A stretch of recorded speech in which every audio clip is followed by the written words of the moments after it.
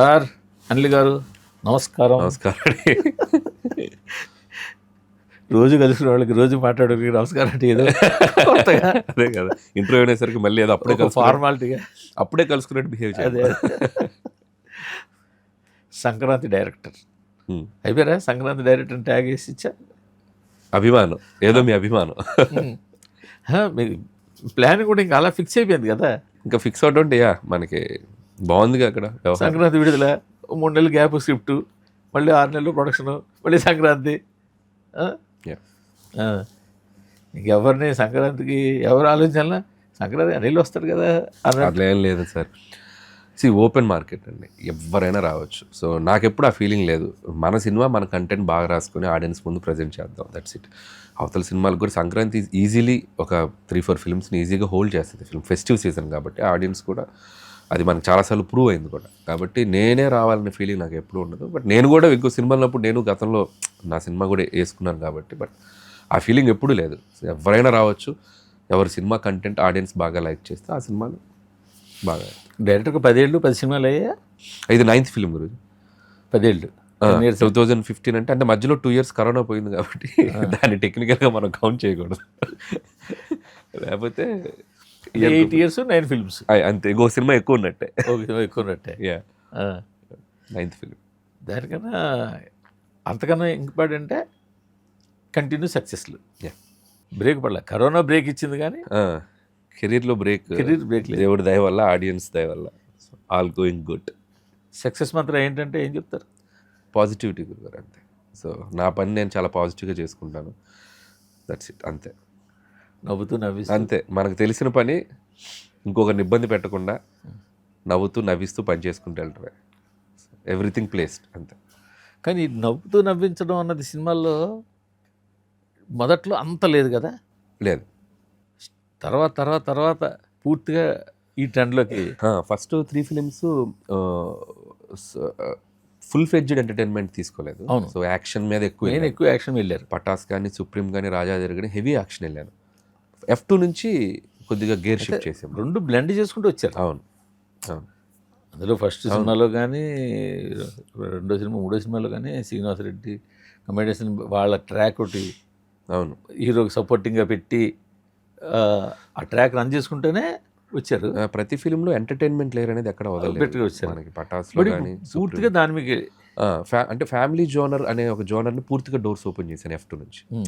నేను చేసే సినిమాలకి అప్పటి వరకు కొద్దిగా యాక్షన్ డామినెన్స్ ఉండేది. F2 నుంచి ఏంటంటే కొద్దిగా యాక్షన్ తగ్గించి కొద్దిగా ఫ్యామిలీ ఆడియన్స్ జోనర్కి ఎక్కువ షిఫ్ట్ అవడం జరిగింది. ఇప్పుడు అందరూ మీ కేసు చూస్తున్నారు. ఇప్పుడు ఇది ఆల్రెడీ ఎవరో ఎప్పుడో ఓపెన్ చేసిన జోనర్, నేను ఇన్వెంట్ చేయలేదు. ఇది తెలుగు సినిమా అనేది ఎప్పుడో ప్రూవ్డ్ ఫార్ములా. అవునా? అది ప్రూవ్డ్ ఫార్ములా. దాంట్లో నేను నా లక్ నేను ఎత్తుక్కున్నాను. ఇప్పుడు ఎవ్రీబడి అదే. సరే, పాత విషయాలు మళ్ళీ మాట్లాడదాం. ముందు ఈ సినిమాకి వస్తే, మెగాస్టార్తో సినిమా ఒకసారి జస్ట్ అనుకోకుండా ఒక బ్రేక్ వచ్చి ఆగి మళ్ళీ ఆయన బిజీ, మీరు బిజీ అయ్యి మళ్ళీ తర్వాత మళ్ళీ ఇప్పుడు స్టార్ట్ చేశారు.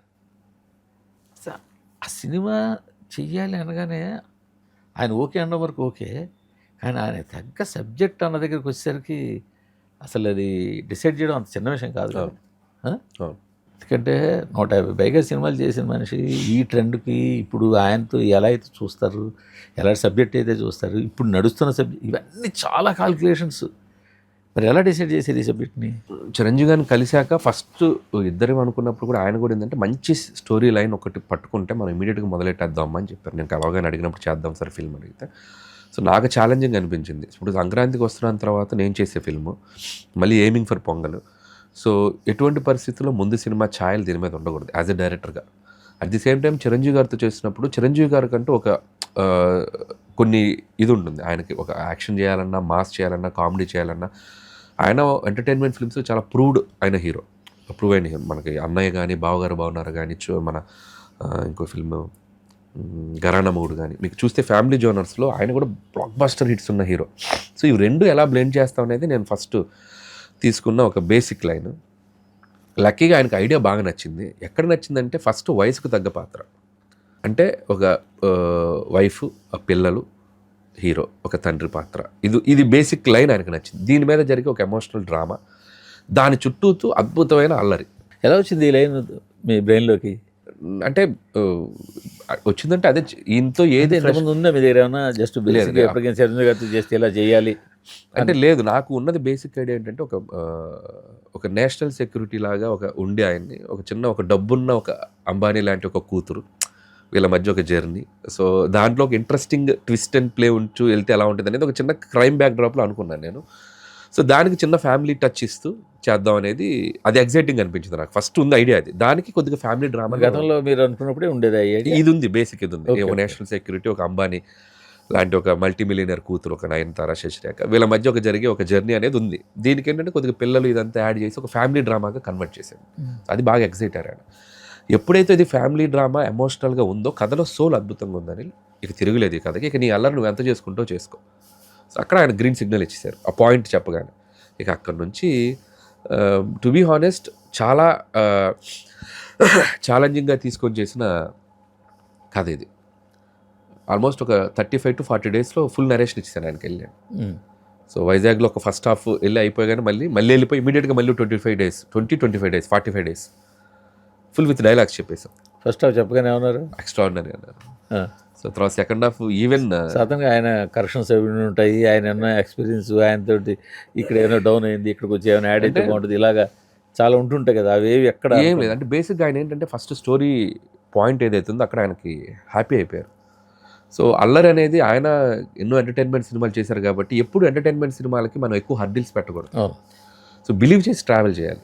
సో అది ఆయన మైండ్లో ఆల్రెడీ ఆయన ఎక్స్పీరియన్స్ తోటి ఆయన ఫిక్స్ అయిపోయారు. సో ఎంటర్టైన్మెంట్ చేయాలంటే you should open the gates open ఉంటేనే మనం ఫన్ చేయగలం. సో అది ఆయన బిలీవ్ చేశారు, అంతే ఫ్రీడమ్ ఇచ్చారు. నిజంగా ఆయన చెప్పే 1-2 చిన్న ఇన్పుట్స్ కూడా ఈ సినిమాకి తగ్గ ఫార్మేట్కి ఆయనది బాగా పాజిటివ్గానే ఉంది. చెప్తే నాకెక్కడ ఆయన వల్ల నేను ఇబ్బంది పడింది కానీ, నా వల్ల ఆయన ఇబ్బంది పడింది కానీ ఎక్కడా లేదు. అండ్ నాకు తెలిసి మా ఇద్దరి జర్నీ, మా ఇద్దరికి సినిమా అయ్యే టైంకి ఇప్పుడు మేము ఉన్న దీంట్లో చాలా మెమరబుల్గా అనిపించింది నాకైతే ఆయనతో ఈ సినిమా అయ్యే టైంకి. సో అది ఎక్స్పీరియన్స్ ఇట్స్ లైక్. కానీ ఇక్కడ వింటేజ్ అనే పదం అవుతుంది. మన చిరంజీవి గారు, మీరు మీ ఎంగేజ్లో చిరంజీవి గారి సినిమాలు చూసిన, మేము మీకన్నా ముందు నుంచి మేము చూస్తూ వస్తున్నా, ఆ రోజుల్లో చిరంజీవి గారు అలా చూపించాలని కోరుకుంటుంది. మీరు అలా చూపించడానికి ప్రయత్నించారు కూడా ఈ సినిమాలో. దీనికి ఏమాత్రం లైన్ కొంచెం క్రాస్ అయినా ఇబ్బందికరంగా మారే, అంటే చాలామంది ఇదేదో వింటేజు పాతగా ఉంటుంది అని ఏదో ఒక చిన్న మైండ్ ఏదైనా ఉంటుంది అని అనుకుంటే మాత్రం నేను ఒకటి క్లారిటీ కానీ చాలా అప్డేటెడ్గా ఉంటుంది film. Updated in the sense ట్రెండీగా. అంటే ఈ జనరేషన్ వాళ్ళకు కూడా ఈ సినిమా చూస్తే కనెక్టింగ్గానే ఉంటుంది. మనం అలా వెళ్ళిపోయి మరీ వింటేజ్ కదా అని చెప్పి పాత కైండ్ ఆఫ్ మేకింగ్, పాత కైండ్ ఆఫ్ సీన్స్, అప్పటి నరేషన్ కానీ అలా ఎప్పుడు మనం ట్రై చేయలేదు. ఇప్పుడు 30 years 35 yearsలో చిరంజీవి గారు చేసిన అల్లరి, చేసిన డ్యాన్సులు, చేసిన సీన్లు ఇప్పుడు ఈ ఏజ్లో చేస్తుంటే ఆయన ఎంత ఫిట్గా ఉన్నా, ఎంత లుక్గా ఉన్నా జనాలు గబుక్కుని గీత కొంచెం ఓవర్ సినిమా చూస్తే మీకు అర్థం అవుతుంది. మీరు ఇండివిజువల్ అక్కడ మీరు చాలా కేర్ తీసుకుని ఉంటారు. కేర్ బ్రహ్మాండంగా తీసుకుని ఉంటాం, దాంట్లో అసలు నో డౌట్. నాకు ఒక ఆడియన్స్ నేను ఒకటి, సో నేను ఆడియన్గా చూసేటట్టే నేను స్క్రిప్ట్ రైటింగ్లో ఉంటాను. నేను మరీ అవుట్ ఆఫ్ ద ఇది వెళ్ళిపోయి ఫోర్స్డ్గా పెట్టేసి అనేది ఎప్పుడు నేను చేయను. నా సినిమాలు ఎప్పుడు ఉండవు కూడా. బట్ మీరు వదిలిన ఫస్ట్ పార్ట్లోనే మీరు ఎంత కేర్ తీసుకున్నారో అది. ఇప్పుడు ఈవెన్ శశిరేఖ సాంగ్ కూడా there is a proper lead. అంటే ఒక మనిషి తన లైఫ్లో జరిగిన ఒక కథను చెప్పే ప్రాసెస్లో వస్తుంది ఆ జర్నీ. సో ఎలా కలిసామో, ఒక డబ్బున్న అమ్మాయిని ఎలా కలిసామో, ప్రాసెస్ ఎలా స్టార్ట్ అయిందని తన స్ట్రగుల్లోంచి వచ్చే ఒక ఎమోషన్లో వచ్చే కథ అది. సో అలాంటిది మీకు ఆర్డర్లో చూసేటప్పుడు ఆ కథలో మనం జర్నీ చేస్తూ చూస్తాం. ఇప్పుడు మీరు సంక్రాంతికి వస్తున్నాం, ట్రైన్ సీన్ సపరేట్గా చూసేదానికి, ఫ్లోలో చూసేదానికి ఎంత తేడా ఉంటుంది కదా. మనకు ట్రైన్లో వస్తుంటే ఐశ్వర్య వెంకటేష్ ఇద్దరు లవ్ సీన్ లాగా ఉంటుంది. అది ఇండివిజువల్గా చూస్తే ఇదేంటి ఇద్దరు మధ్య లవ్ సీన్ ఏంటి అనే ఫీలింగ్ వస్తుంది. బట్ వాళ్ళిద్దరు హస్బెండ్ అండ్ వైఫ్, వీళ్ళు ఎలా కలిశారు అంటే నరేషన్లోకి వచ్చేసరికి మనకు క్యూట్గా ఫిట్ అవుతుంది. సో ఆ కేర్ ఎప్పుడు తీసుకుంటాం. సినిమాలో చూసినప్పుడు ఎక్కడా కూడా ఆయన నాకంటే కూడా ఆయన చాలా డెలిబరేట్గా ఉంటారు చిరంజీవి గారు. ఏజ్ ఫ్యాక్టర్ కానీ ఏదైనా కానీ జాగ్రత్తగా చూసుకోవాలి మనం అనేది ఆయన మైండ్లో ఉంది. ఇంకా ఆయన ఇన్ఫాక్ట్ సాల్ట్ అండ్ పేపర్ వేస్తాడు ఈ సినిమాకి. అవునా? నేనే వద్దన్నా. సార్ ఎందుకు వద్దన్నానంటే, మీ అవుట్ఫిట్, మీరు పొద్దున్న 4 గంటలకు లేచి జిమ్ చేస్తూ వెయిట్ పర్ఫెక్ట్ వెయిట్ మెయింటైన్ చేస్తూ ఘరానా మొగుడు రౌడీల్లో ఉన్న చిరంజీవి గారు లాగా ఉన్నారు. అవును. వితౌట్ మీరు విడిగా చూస్తే రషెస్లో చూస్తే కూడా మాకు పెద్ద టచ్అప్స్ కరెక్షన్స్ కూడా చేసేలా లేదు ఆయన, ఏమీ లేదు. అవును. మీరు ఇలా ఉన్నప్పుడు నేను ఇలాగే చూపిస్తాను కదా సార్. డైలీ బయట ఏదో ఒక ఈవెంట్లోనో ఎక్కడో ఒకటి ఆయన కనిపిస్తున్నారు కదా, అక్కడేమి సీజీలు గీజీలు ఏమి ఉండవు కదా. సో కాబట్టి వద్దు సార్, సాల్ట్ అండ్ పెప్పర్ లాగా నేను అనుకోలేదు. మీరు శంకర్ ప్రసాద్, మా ఇంటి పక్కన ఉండే ఒక వరప్రసాద్ శంకర్ ప్రసాద్ ఎలా ఉంటారో నేను అలా చూద్దాం అనుకున్నాను. మీరు ఆ పాత్ర నాకు అందంగా కనబడాలి, బాగున్నారు మీరు, ఇలా మీరు ఎలా ఉన్నారో అలాగే ప్రజెంట్ చేస్తా, నేనేమి ఇదే అనుకోవట్లేదు అంటే ఆయన దానికి ఓకే నీ ఇష్టం అని చెప్పి వదిలేశారు. సో ఆ లుక్ చూస్తే చాలా ఎక్స్ట్రాడినరీగా ఉన్నారు ఆయన. సినిమాలో చూస్తే నిజంగా మీరు అన్నట్టు ఒక 20-25 years బ్యాక్ చిరంజీవి గారు లాగా కనబడతారు మీరు. సో ఆయన కష్టం అది.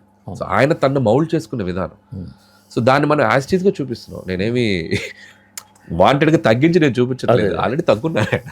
చిరంజీవి గారిని సిటీ బస్ ఎక్కించి ఏదో యంగ్ లవర్ లాగా సీట్లో సరదాగా. సో లవ్ అనేది ఎవరి మధ్య ఉంటుందండి. అంటే love is meant for only అంటే యూత్ఫుల్ లవ్ కాదు. మీరు చెప్పండి, లవ్ అనేది only meant for only youth కాదు కదా. నడి వయస్కుల వాళ్ళు కూడా మధ్య లవ్ ఉంటుంది, ఎవరి మధ్యలో లవ్ ఉంటుంది. బార్డర్ దాటి చేస్తే మీరు కామెంట్ చేయాలి. బస్సు కొంచెం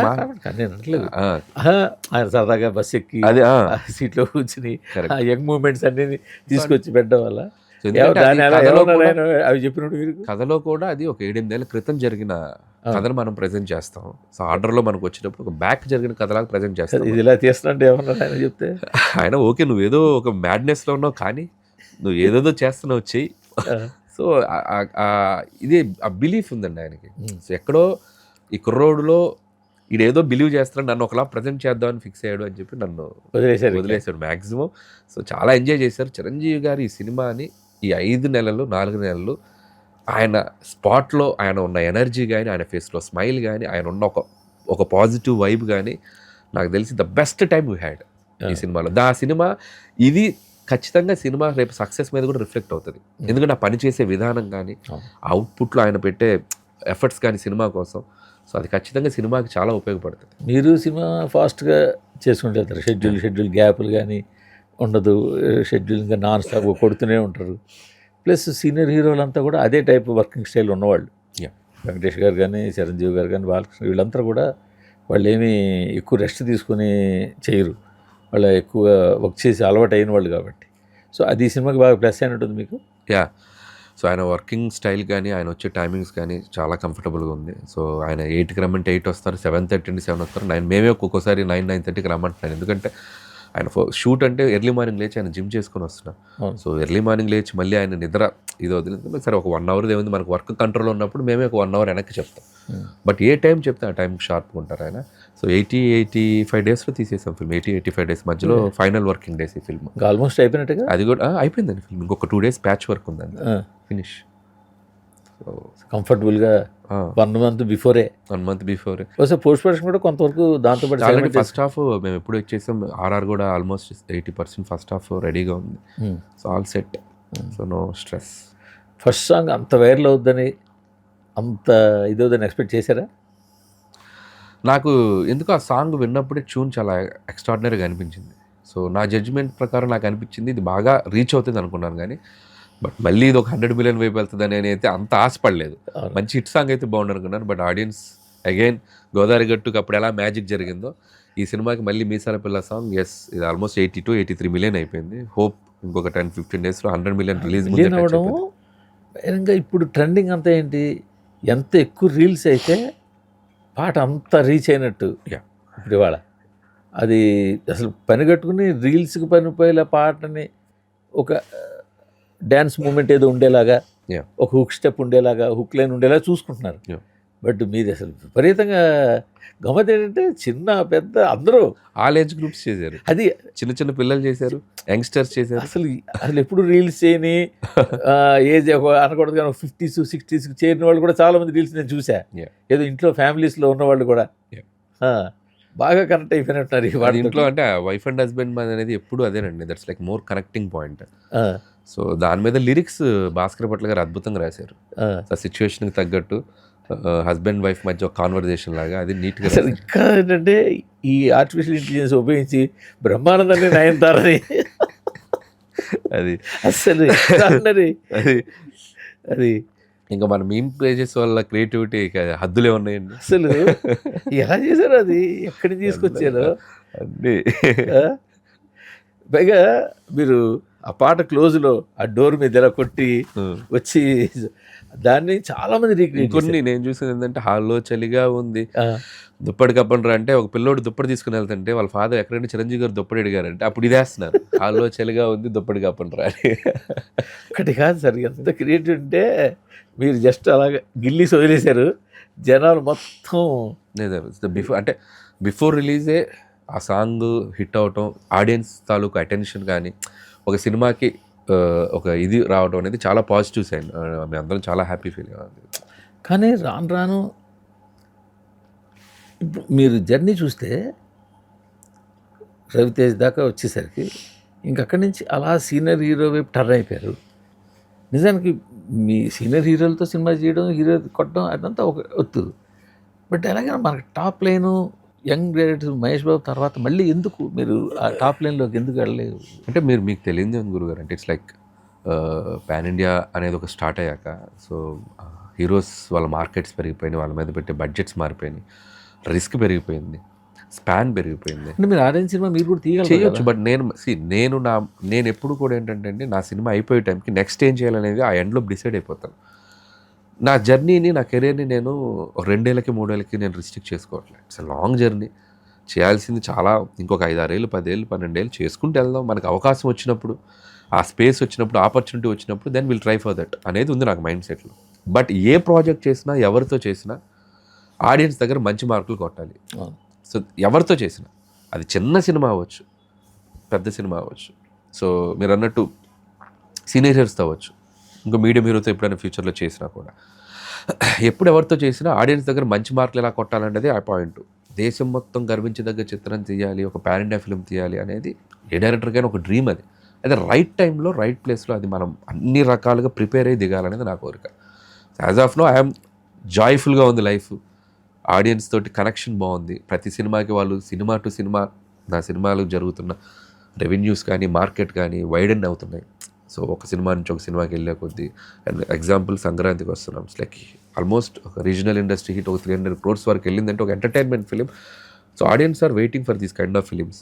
సో ఇయర్లీ, సంవత్సరానికి 1-2 ఇలాంటి ఫిలిమ్స్ ఆ జోనర్లో ఉన్నప్పుడు మనం చేయొచ్చు కదా. ఎప్పటికప్పుడు అది బ్రేక్ అవుతుంది, అది ఆ టైం వచ్చినప్పుడు చేద్దాం అనేది ఉంది అంతే.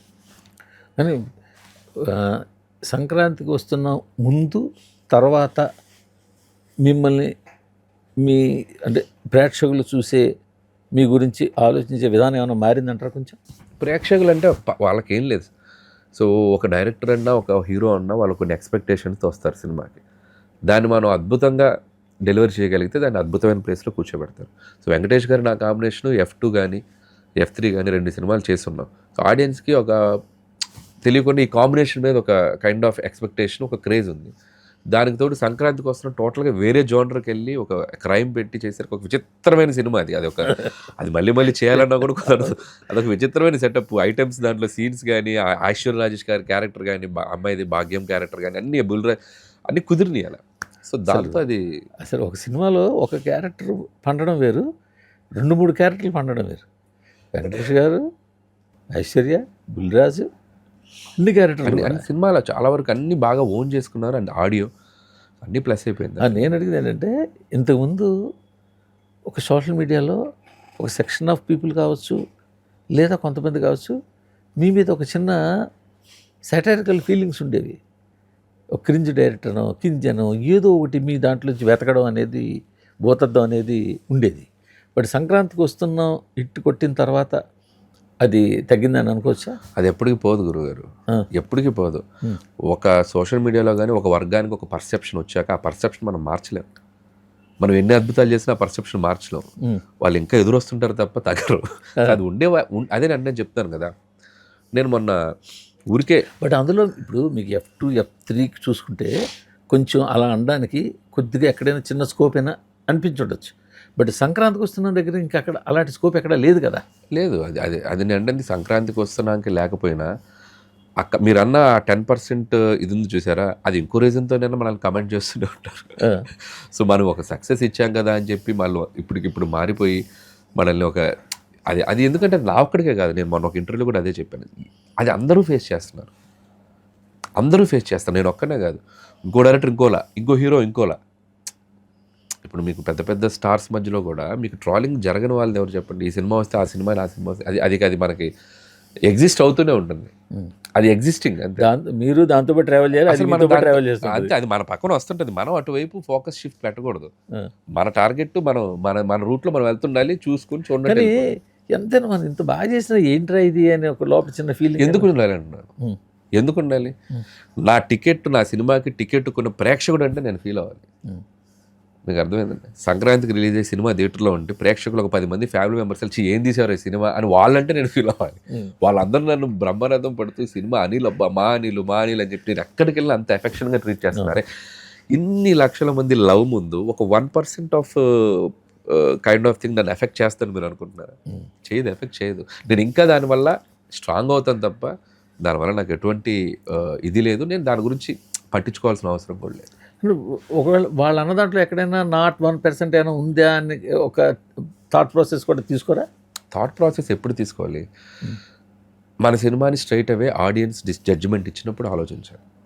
సో అంతే కదండి, ఇప్పుడు మనం తీస్తున్న సినిమా ఆడియన్స్ కోసం, ఏ ఆడియన్స్కి తగ్గ సినిమా ఆడియన్స్కి ఒక్కొక్క డైరెక్టర్ తీస్తారు కదా, ఒక ఎవ్రీ ఫిల్మ్ అనేది ఒక్కొక్క డైరెక్టర్ ఒక కైండ్ ఆఫ్ జోనర్లో వెళ్ళి సినిమా తీస్తారు, వాళ్ళ దగ్గర నుంచి ఫీడ్బ్యాక్ వచ్చినప్పుడు తీసుకోవాలి. లేదా మీ బోటోలో ఎవరైనా క్రిటిక్స్ కానీ ఎవరన్నా కానీ చూసినప్పుడు చెప్పినప్పుడు ఓకే సెన్సిబుల్గా ఆలోచిస్తాం. సో లేదు, పని కట్టుకొని మాట్లాడాలి అనే ఒక సెక్టర్ ఆఫ్ ఆడియన్స్ మనం ఎంతవరకు కన్సిడర్ చేయాలనేది దట్స్ డిపెండింగ్ అపాన్ వాళ్ళు ఎలా కమెంట్ చేస్తున్నారు అనే విషయాన్ని బట్టి ఉంటుంది. కానీ ఇప్పుడు మీ సినిమాలు చూసుకుంటుంటే ఒక భగవద్గీత దగ్గరికి వచ్చేసరికి ఒక ఆల్టర్నేటివ్ సబ్జెక్ట్ తీసుకుని వెళ్ళారు, మళ్ళీ తర్వాత ఈ రెండు కూడా మళ్ళీ మీదైన ఎంటర్టైన్మెంట్లోకి వచ్చారు. ఒక బాలకృష్ణ గారి దగ్గరికి వచ్చేసరికి ఎందుకు ఎంటర్టైన్మెంట్ చేయలేదు? అండ్ నేను అంతకుముందు గారు ఎంటర్టైన్మెంట్, చిరంజీవి గారు ఎంటర్టైన్మెంట్, అంటే బాలకృష్ణ గారి మీద నేను ఒక స్ట్రాంగ్ మంచి ఎంటర్టైన్మెంట్లు చూసి చాలా కాలం అయింది. చేయొచ్చేమో, ఫ్యూచర్లో చేస్తానేమో. అప్పటికి వచ్చిన మైండ్ సెట్ ప్రకారం నేను F2 చేశాక సర్లేరు చేశాను, సర్లేరు తర్వాత F3 చేశాను. సో F3 చేశాక నాకు నేను ఒక బ్రేక్ తీసుకుందాం అనుకున్నాను ఎంటర్టైన్మెంట్. నాకు నేను ఒక స్ట్రాంగ్గా ఒక కథ చెప్దాం, హానెస్ట్గా ఒక కథ తీద్దాం అని అనిపించి నాకు నేను పెట్టుకున్న టెస్ట్ భగవంత్ కేసరి. దానికి బాలకృష్ణ గారు లాంటి ఒక హీరో, ఆయన ఇమేజ్ ఆ సినిమాకి చాలా హెల్ప్ అయింది.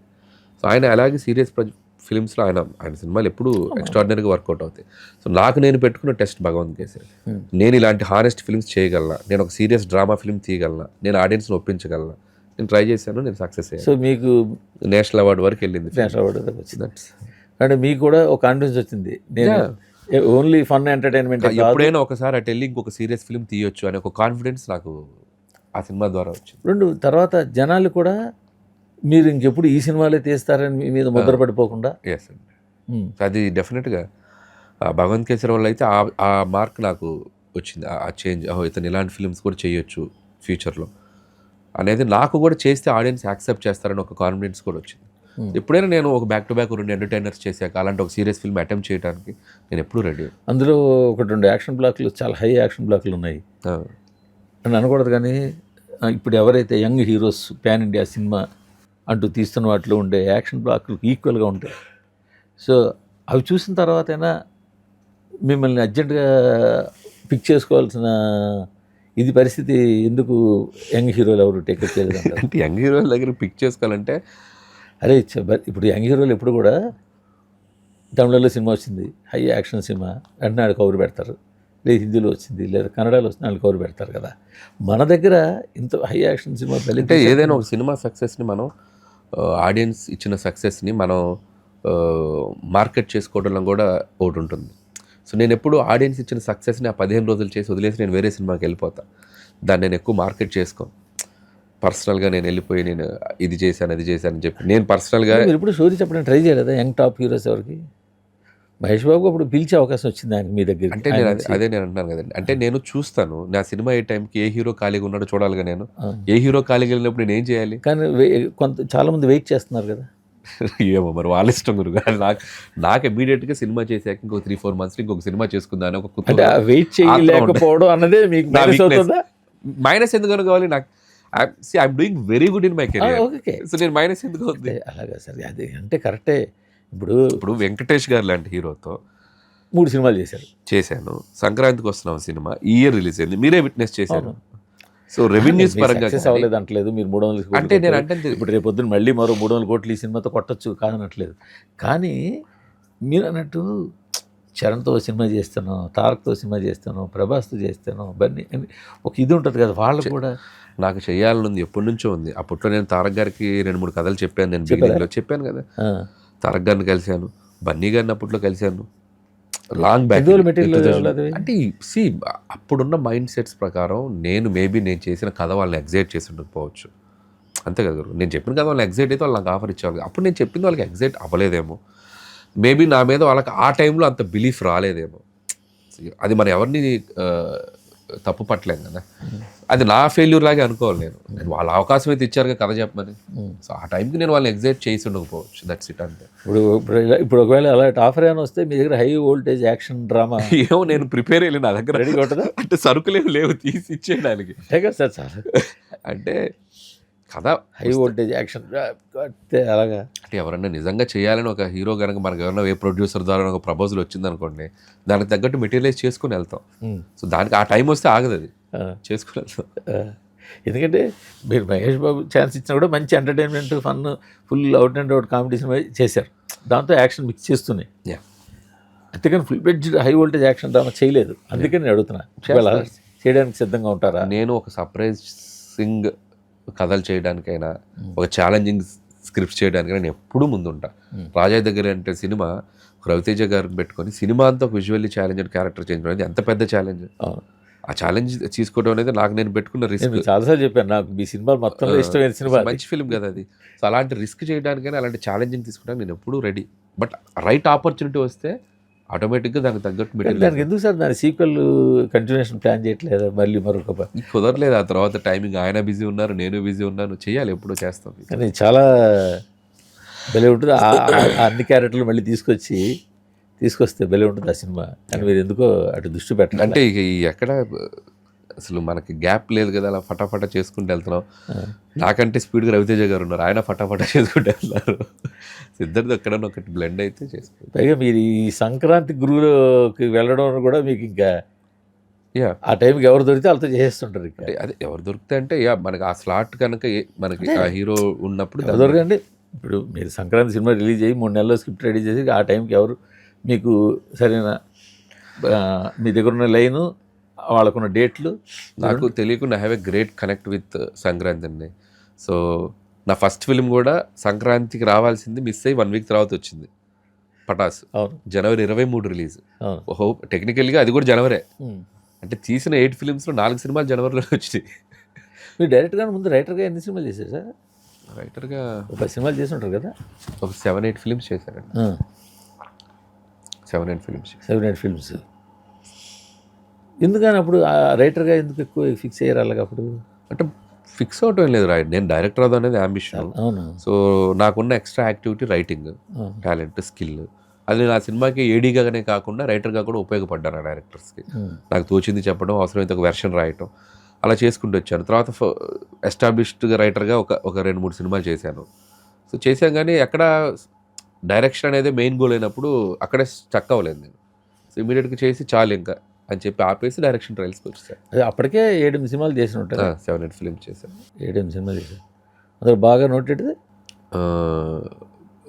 శంఖం అనే ఫిల్మ్, శౌర్యం అనే ఫిల్మ్. కొన్నిటికి పేర్లు పడ్డాయి, కొన్నిటికి పేర్లు పడలేదు. శంకర్ శౌర్య కన్నా మంచి సినిమాలు అలా మొదలు ఎందుకు ఒక పోర్షన్ వర్క్ చేశాను. పండగ చేసుకొని గోపిమల్ నేను రామ్ వర్క్ చేశాను. గోపిచంద్రం. తర్వాత మసాలాకి రామ్ వెంకటేష్ గారు మసాలా ఫిల్మ్కి చేశాను. కందిరిగా బాగా అన్నిటికంటే కందిరిగా ఈజ్ లైక్ బ్రేక్ పాయింట్ లాగా అనుకోవచ్చు. కందిరిగా నేను ఒక ఎక్కువ తెలిసిందని, వీడు బాగా రాస్తాడని తెలిసింది కందిరిగా. కానీ మిగతా వాళ్ళకన్నా ఇప్పుడు ఏంటంటే ఒకప్పుడు ఈవీవి గారు అన్ని రకాల సినిమాలు చేస్తూ అన్ని సైజుల సినిమాలు చేసుకుంటూ ఆయన ఒక్కడికే నడిచింది అది ఆ రోజుల్లో. బట్ ఇప్పుడు చూస్తే మళ్ళీ మీరు ఆ ఫీట్ సాధించారనుకోవచ్చు. బడ్జెట్ని పక్కన పెడితే అన్ని రకాల హీరోలతోటి, అన్ని రకాల కథలతోటి ఆ ఫీట్, అది అందరికీ సాధ్యం అవడం కష్టం కదా.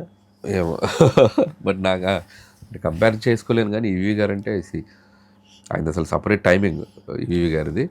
బట్ జోనర్స్, రకరకాల జోనర్స్ చేయటంలో కొంతవరకు నేను సక్సెస్ అయ్యాననే ఫీలింగ్ నాకు ఉంది. అంటే అదే యాక్షన్ ఇందాక మనం చేశాను. అనుకున్నట్టు మీరు లేదు మనం ఆ హీరోలతో చేయాలి, 2 ఏళ్ళు వెయిట్ చేద్దాం, అవసరమైతే హై వోల్టేజ్ చేద్దాం అని అనుకుని ఉండుంటే ఈ ఫీట్ పాసిబుల్ అయ్యి ఉండేది అది కాదు. వెయిట్ చేయటం అంటే చేస్తే డెఫినెట్లీ మేబీ ఎక్కడో చోట ప్రాజెక్ట్ సెట్ అయ్యేదేమో. అవును. నేను ఎప్పుడు ఆగలేదు, పరిగెడుతూనే ఉన్నా. 2015లో డైరెక్టర్ అయ్యాక ఇది 2025 10 ఏళ్ళు ఆల్మోస్ట్ 26కి వస్తున్నాం, రన్నింగ్లోనే ఉన్నా. కానీ చిరంజీవి గారి తోటి ఇంత పెద్ద సినిమా తలకెత్తుకుని సంక్రాంతికి వస్తున్న తర్వాత మీ మీద ఎంత బాధ్యత, ఎంత బరువు, ఎంత టెన్షన్ ఉంటున్నప్పుడు కూడా ఆ టీవీ షోలు ఎలా చేయగలుగుతున్నారు? టీవీ షో అనేది నాకు స్ట్రెస్ బస్టర్ కదా. ఇంత స్ట్రెస్లో వెళ్ళి మనకి అదేం ప్రతిరోజు చేసేది ఎలా అసలు ఓ పక్క ఈ టెన్షన్ ఇది మైండ్లో నాకు. అంటే స్టోరీ లాక్ అయ్యే వరకే టెన్షన్ ఉంది. 3 నెలలు 4 నెలలు కథ రాసుకున్నాక వన్స్ షూట్కి వచ్చాక నాకు అది ఇట్స్ లైక్ నేను బాగా ఎంజాయ్ చేస్తూ చేస్తాను షూట్. నాకు అసలు స్ట్రెస్సే ఉండదు. అనవసరంగా స్ట్రైక్ వల్ల ఇంకా ఇబ్బంది పడ్డాను, కానీ స్ట్రైక్ లేకపోతే నవంబర్ మిడ్కి అయిపోయేది ఫిల్మ్, ఇంకా ఫ్రీ అయిపోయేవాళ్ళం ముందే. స్ట్రైక్ వల్ల 1.5 month డేట్స్ అన్ని ఇబ్బంది అయిపోయి నాకు ఇంత హడావిడి అయిపోయింది లాస్ట్ 1 month. వీళ్ళు టీవీ షోకి మంత్లీ ఒక 1 day ఇస్తే చాలు వాళ్ళకి. 1 dayలో చేస్తే వాళ్ళు ఈ మంత్కి సరిపడా ఎపిసోడ్స్ తీస్తారు. మంత్లీ 1 day నాకు పెద్ద, అక్కడ కూడా మీ మార్కు చాలా బలంగా వేశారు. చాలా నాకు బాగా ఎగ్జైటింగ్ అనిపించింది. ఫస్ట్ టైం టీవీ షోకి వెళ్ళాను, బట్ చాలా హైయెస్ట్ టీఆర్పీస్ వచ్చినాయి 2 shows, పెద్ద అక్కడ టీఆర్పీ. కూడా మీరేంటంటే ఆ షోలో ఉన్న వాళ్ళతో పాటు మింగిల్ అయిపోయి వాళ్ళతో కలిసిపోయి పెద్ద డైరెక్టరు అన్న ఇది లేకుండా వాళ్ళ లెవెల్కి వెళ్ళిపోయి వాళ్ళతో జోకులు వేసుకుంటూ మీ జోకులు వేసుకుంటూ అది మీకు బాగా ప్లస్ అయింది కదా. అదే లేకపోతే ఇప్పుడు అదే అండి బేసిక్గా నా నేచరే, నేను ఎవరితోనైనా కలిసిపోతాను. సో ఈ డైరెక్టర్ ఈ సినిమాలు చేసి అనే ఫీలింగ్ ఎప్పుడు ఉండదు నా బ్రెయిన్లో. లైక్ బేసిక్గా నేను బాగా ఈజీగా కలిసిపోయే క్యారెక్టర్ యాటిట్యూడ్ నాది. సో ఇప్పుడు టీవీకి చేసేటప్పుడు వాళ్ళు మనల్ని పెట్టుకున్న పర్పస్ ఏంటి? Entertain the people. టీవీ చూసే పీపుల్ మనం ఎంటర్టైన్ చేయాలి. అక్కడ మనం రిజిడ్గా ఉండకూడదు. ఆ వరల్డ్లోకి వెళ్ళినప్పుడు ఆ వరల్డ్లో మెంబర్లా కలిసిపోవాలి, వాళ్ళతో జోకులు వేయాలి. ఒక్కొక్కసారి ఆ జోక్ స్టాండర్డ్ తక్కువ ఉండొచ్చు, ఒక్కొక్కసారి స్టాండర్డ్ ఎక్కువ ఉండాలి. సో అవన్నీ వదిలేయాలి. మనం రైటర్ అనే సంగతి వదిలేయాలి. సో మనకు తెలిసిన ఇన్పుట్స్ ఏదైనా ఉన్నప్పుడు కొద్దిగా ఇవి మన ఎక్స్పీరియన్స్ తోటి వద్దమ్మా ఇది బాగోదు, ఆర్డుగా ఉంది, ఇది వద్దు. కొన్ని వాళ్ళు ఎక్స్టెంపోలో రాస్తారు, ఇది వద్దాం, ఇది చెప్పనమ్మా, ఇది బాగుంది, ఇది ఇలా చెప్దాం అని చెప్పి చిన్న చిన్న కరెక్షన్స్ మన ఎక్స్పీరియన్స్తో మనం అడ్జస్ట్ చేసేస్తాం. కానీ ఇప్పుడు మీరు చేస్తున్న 1-2 ప్రోగ్రాంలు ఎలాగ అయిందంటే మీరు లేకపోతే ఆ ప్రోగ్రాంలు ఎలా ట్యాకిల్ చేయాలి వాళ్ళకే పెద్ద పజిల్ లేవు. బట్ అందరు it's like team work. Teamwork but added ఉంది అదే కాదని, కానీ బట్ అందరి మధ్య ఆ కెమిస్ట్రీ అది బాగా వర్కౌట్ అయింది. సుధీర్ కానీ శైలజమ్మ గారు కానీ ఆవిడ ఇంతకుముందు చాలా సీరియస్గా ఉండేవారు. మీరు ఈ షోలో చూస్తే ఆవిడ మాకంటే సెన్స్ ఆఫ్ హ్యూమర్ ఉంది. ఆవిడ ఎన్ని పంచులు వేశారు ఆవిడ. సో శైలజ గారు కానీ అండ్ అనంత్ నాది మా ఇద్దరం వెరీ గుడ్ ఫ్రెండ్స్ బయట. పూర్తి అసలు మనోడు అసలు క్రాకర్ లా ఉంటాడు. సో నాట్ ఓన్లీ సింగింగ్, ఎందుకంటే ఇవాళ రేపు టీవీ కూడా ఓన్లీ సింగింగ్ అన్నా కూడా ఆడియన్స్ నుంచి తెలియని ఒక ఎగ్జైట్మెంట్ ఎంత ఉందో దాని గురించి దీనికి కొద్దిగా వాళ్ళు ఫన్ యాంగిల్ యాడ్ చేశారు. అది ఫ్రెష్గా ఉంది. సరిగ్గా మా ఒక సీరియస్ షోని మరింత బాగా చూసేలాగా మరింత అంటే మరి ఆ పాటల ఇంట్రెస్ట్ బాగా ఒక క్లాస్ ప్రోగ్రాం అనిపించుకోకుండా కొద్దిగా ఇంకొంచెం మెట్టి దిగి అందరూ చూసేలా. కరెక్ట్గా చెప్పారు. అంతే. ఇదంతా ఎర్నింగ్ కోసం గట్టిగా ఎర్నింగ్ అంటే మరింత ఎర్నింగ్ వస్తుందని అంటే మీరు అనేది మనీయా? మనీ మనం ఇప్పుడు మన తీసుకునే దానికి మనీ అనేది గట్టిగా ఛార్జ్ చేస్తున్నాను విన్నాను. లేదు, మన రెస్పెక్ట్ పోకుండా వాళ్ళు ఇబ్బంది పడకుండా సింపుల్గానే చేస్తాను. నేను ఎప్పుడు మనీ అనేది నాకు అవసరమే, కానీ మనీయే అవసరం ఎప్పుడు ఉండను. నేను మీకు తెలుసుగా నేను సినిమాలకి ఎలా వర్క్ చేస్తాను ఏంటనేది. లేదు, ఈ సినిమా చాలా గట్టిగా ఛార్జ్ చేశారు విన్నాను. అడగండి మీ ప్రొడ్యూసర్, మీకు బాగా తెలుసుగా సాహు గారు. చెప్పరు కదా, అడగండి. నేను ఎప్పుడు నిర్మాతని ఎక్కడైనా ఎవరు చెప్తారు కానీ ఇలాంటివి చెప్తారు. నేను నాకెందుకు ఓపెన్ సీక్రెట్ అది. అడగండి. నిర్మాతకి సినిమాకి బడ్జెట్లోనే ఉంటుంది నా రెమ్యునరేషన్. ఇప్పుడు నేను ఎప్పుడు మీటర్ దాటి క్రాస్ దాటి నేను ఎప్పుడు తీసుకోలేదు. నేను అంత గ్రీడీ కాదు, నాకు అంత తీసేసుకోవాలి డబ్బే ఇంపార్టెన్స్ అనే ఫీలింగ్ ఉండదు నాకు. ప్రాజెక్ట్ కాదు, 300 కోట్ల సినిమా ఇచ్చిన డైరెక్టరు అన్నది ఒకటి ఉంటుంది కదా, దాని దగ్గర రెమ్యునరేషన్. సినిమాకి క్యాలిక్యులేషన్స్ నంబర్స్ మారుతూ ఉంటాయి కదండి. ఈ సినిమాకు నంబర్స్ గేమ్. ఇప్పుడు మీ నెంబర్ అంతా చెప్పకూడదు కదా, అది అఫీషియల్గా ఎలా చెప్తామండి నంబర్స్? వైట్ తీసుకోరా? వైటే తీసుకుంటాం కదా, మరి అఫీల్ అప్పుడు బయట తీసుకున్నప్పుడు అఫీల్ చెప్పకూడదు అది. నేను ₹1 తక్కువ తీసుకోవచ్చు, నెక్స్ట్ సినిమాకి ₹1 ఎక్కువ అడగాలనుకుంటాను, ఇది ఎందుకు చెప్తాను నేను? అదేంది మరి అంతే కదా. ఇప్పుడు తీసుకుంటే ఇది 300 కోట్ల సినిమా అవుతుంది, అప్పుడు మళ్ళీ పెంచుతారుగా. సో ఆఫ్ ద మీరు 25 కోట్లు తీసుకున్నారు అంటే ఎస్ అంటారా, నో అంటారా? నో. నో అంటారా? అంటే ఎక్కువ తక్కువ? మీరు చెప్పిన నెంబర్ రీజనబుల్లే, బట్ అది తీసుకోవట్లే. అవునా? రీజనబుల్ నెంబరే అది, బట్ నేను తీసుకోవట్లే, ఆ రెమ్యునరేషన్ తీసుకోవట్లే. బయట అంతా టాకు సినిమాలో మేజర్ పోర్షన్ హీరో డైరెక్టర్ రెమ్యునరేషన్కి వెళ్ళిపోయింది అని. లేదు, మేజర్ పోర్షన్ అంటే సినిమా అనేది 3 వంతులు చేస్తే, టోటల్ బడ్జెట్ని 3 వంతులు చేస్తే 2 వంతులు హీరో డైరెక్టర్ రెమ్యునరేషన్కే వెళ్ళిపోయిందని బయట బలంగా అనిపిస్తున్నమాట. ఏ సినిమాకైనా అంత ఉంటుంది కదా, ఈ సినిమాకి ఎలా జరుగుతుందా మీరు చెప్పండి? మీరు చాలా సినిమాలు తెలుసు కదా. ఈరోజు చిరంజీవి గారి దగ్గర నుంచి కింద హీరోలు మీరు లీస్ట్ వరకు చూడండి, అందరు రెమ్యునరేషన్ మీకు తెలిసే ఉంటాయి కదండి. ఎవరైనా వర్క్ పనిచేయరు, ఎవరు రెమ్యునరేషన్ వాళ్ళు తీసుకుంటారు. సో రెమ్యునరేషన్స్ అనేవి అందరికీ పెరిగినాయి, నాట్ ఓన్లీ ఈ సినిమా పనిచేసే హీరో, ఈ సినిమా దానివల్ల సినిమా తాలూకా క్వాలిటీ మీద ఎందుకు తగ్గుతుంది క్వాలిటీ? నేను చెప్పే కదా, రోబోలాగో నేను తీసే సినిమా, లేకపోతే ఒక pan India content, pan Indian visual వండరో, లేకపోతే ఇంకో లాంటి సినిమా అయితే నేను క్వాలిటీగా తగ్గించి తీసాను. నేను తీసేది ఒక ఫ్యామిలీ డ్రామా, ఒక ఇంట్లో జరిగే కదా, నలుగురు మధ్య ఉండే కదా. ఒక మిడిల్ క్లాస్ కథ చెప్పాను అనుకోండి, మిడిల్ క్లాస్ వదిలేసి క్వాలిటీ పెంచాలని చెప్పి నేను వెళ్ళి ఒక ఎక్కడైనా పెద్ద గాల్లో ఒక సెట్ వేసి తీయలేను కదా నేను. 4 గోడల మధ్య జరిగే సినిమా 4 గోడల మధ్య చెప్పాలి. సో కంటెంట్ని బట్టి, ఇప్పుడు ఈ కంటెంట్ మేమేదో రెమ్యునరేషన్లు ఎక్కువ అయ్యాయి కదా, దీన్ని ఏదో తక్కువలో తీసేద్దాం నేను ఎప్పుడు చేయలేదు. సినిమా మీరు చూడండి, చాలా స్టాండర్డ్గా తీసాము, పాట వచ్చింది కదా, పెద్ద సెట్ వేసాము, హౌస్ సెట్కి అంబానీగా హౌస్ సెట్ వేసాము. సినిమాకి ఎక్కడ ఖర్చు కావాలి, ప్రతి సినిమాకి ఖర్చు పెడతాను నేను. సినిమా బడ్జెట్ ఎక్కడ తగ్గుతుంది, మేకింగ్లో తగ్గుతుంది, వర్కింగ్ డేస్లో తగ్గుతుంది, ఫాస్ట్గా తీస్తే తగ్గుతుంది. దాంట్లో నేను క్లెవర్గా స్మార్ట్గా ప్లే చేస్తాను. సినిమాని ఎప్పుడు నేను తగ్గించి ఎప్పుడు పెడతాను, ఎక్కడ ఖర్చు కావాలో అక్కడ పెడతాను. మీరు ఎక్కడైనా చూసుకుని నేను చేసిన అన్ని సినిమాల్లో మరీ అట్లా తీసేసినట్టు ఎప్పుడు తీయలేదు నేను. బట్ ఇండస్ట్రీలో మీరంటే బాగా ప్రేమించే జనాలు కొందరు ఉంటారు, వాళ్ళు అనిల్ సినిమాని చుట్టేస్తున్నాడు ఎవరన్నారండి అని అనిపిస్తుంది. ఆడియన్స్ అంటే ఫీల్ అవుతాను, చూసే ఆడియన్స్కి ఆ ఫీలింగ్ వస్తే వాళ్ళే చూడరు కదా. బయటకన్నా ఇండస్ట్రీలో మిమ్మల్ని ప్రేమించే వాళ్ళు ఎక్కువ మంది ఉంటారే. ఇండస్ట్రీలో ఎవరు ప్రేమిస్తారో మీకు తెలుసుగా. ఇక్కడ ఇక్కడ అందరి మధ్య ప్రేమలు ఎలా ఉంటాయో మీకే బాగా తెలుసు. అదేం లేదు, ఎవరైనా వెనక ముందు మాట్లాడుకుంటూ ఉంటారు, ఇక్కడ సహజం అది. సో మనం అటు వెళ్తే మన గురించి 4 మాటలు మాట్లాడతారు, ఇటు వెళ్తే 4 మాటలు మాట్లాడతారు. చిన్న ప్రపంచం ఇది, దానివల్ల మనకు వచ్చే నష్టమేం లేదు. అంటే చుట్టేస్తున్నాడు అనిల్ సినిమాని అన్నది రాంగ్ వర్డ్ అంటారు. హ్యాపీగా కాదు, హ్యాపీగా సినిమా చూస్తే చుట్టేసిన ఫీలింగ్ ఉండదు, చుట్టాల్సిన పనే లేదు. కావాల్సినంత బడ్జెట్ ఉంది సినిమాకి. అంటే వర్కింగ్ డేస్ తగ్గిపోతే చాలా వరకు బడ్జెట్ తగ్గిపోతుంది, 100% తగ్గుతుంది కదండి. ఈ సినిమాకి బడ్జెట్ మీరు చూస్తే మేకింగ్కి చాలా చాలా కంఫర్టబుల్ మేకింగ్ చేసాం, ఖర్చు పెడుతూ. వెంకటేష్ గారు ఉన్నారా, నయనతార ఉందా, సో వీళ్ళకి రెమ్యునరేషన్ ఇవ్వాలి కదా, నాట్ ఓన్లీ హీరో అండ్ మీ. వెంకటేష్ గారు కూడా ఒక పెద్ద హీరోనే కదా, ఆయన కూడా, ఆయనకు రెమ్యునరేషన్ ఉందా, నయనతార కూడా మీకు తెలుసు కదా, ఆవిడకు ఒక రెమ్యునరేషన్ ఉంటుందా. ఇవన్నీ ఉంటూనే సినిమా కూడా ఆ స్థాయి తగ్గకుండానే తీసాం. ఎక్కడ కూడా ఈవెన్ సంక్రాంతికి వస్తున్నా ఉంది, సంక్రాంతికి వస్తున్నా మనం తీసుకుంది రోడ్ జోనర్, రోడ్ల మీదగా తీయాలి. లేదు ఇప్పుడు నేను ఆడియన్స్కి ప్రూవ్ చేయడానికి నేను రోడ్డు తీసేసి నేను పెద్ద సెట్ అయ్యలేను కదా. అది ఒక రోడ్ జర్నీ అన్నప్పుడు మనం ఎప్పుడు అదే నేను చెప్పాను, కథ ఎంపికలోనే బడ్జెట్ డిసైడ్ అవుతుంది. మనం ఎంపిక చేసుకున్న కథ స్టాండర్డ్ బట్టి ఆ కథకి ఖర్చు అవుతుంది. మనం ఎంత పెట్టినా అంతే అవుతుంది ఖర్చు, అంతకంటే ఎక్కువ అవ్వదు. ఎందుకంటే ఆ కథ ఇది ఎన్ని వర్కింగ్ డేస్లో చేశారు? 85 days. 85 days. సో చిరంజీవి గారు లాంటి స్టార్ తోటి 85 daysలో అంటే అది కంఫర్టబుల్, చాలా కంఫర్ట్ కదండి. దాదాపు 3 యాక్షన్ సీక్వెన్స్లు ఉన్నాయి దాంట్లో. యాక్షన్ సీక్వెన్స్ లేకపోతే 72 daysలో అయిపోద్ది ఫిల్మ్. యాక్చువల్గా యాక్షన్ సీక్వెన్స్లు ఉన్నాయి కాబట్టి ఒక 15 రోజులు ఎక్కువైంది. మన ఏదో మీ ఇంట్లో చూశాను, వెంకటేష్ గారిని నేను ముందు అనుకోలేదు ఆ పాత్ర, సపోర్టింగ్ పాత్ర ఏదైనా సరే ఉంటుంది, సర్ప్రైజింగ్గా ఉంటాయని చిరంజీవి గారు సజెస్ట్ చేశారని చెప్పినట్టు. అంటే యాక్చువల్గా ఫస్ట్ ఇది అవుట్లైన్ అనుకున్నప్పుడే చెప్పారు ఆయన, కథ మొత్తం చెప్పలేదు.